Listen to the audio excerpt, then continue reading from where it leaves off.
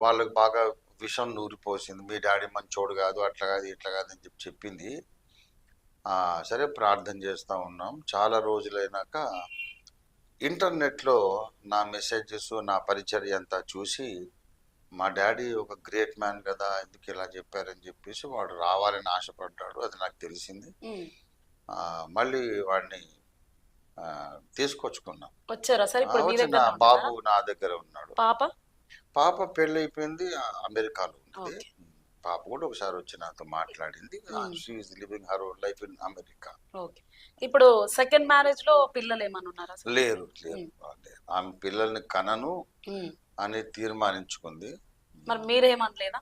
లేదు నేను అంటే ఫస్ట్ ఎవరి పిల్లలు మీతో లేరు గాబట్టి, మీకు పిల్లలు ఉండాలి మీ దగ్గర అని లేదు, అట్లా లేదు ఏమన్నా? అమ్మ. నేను నా బేసిక్ మైండ్ సెట్ ఏంటంటే, హ్మ్. స్త్రీని నేను ఒక దేవతగా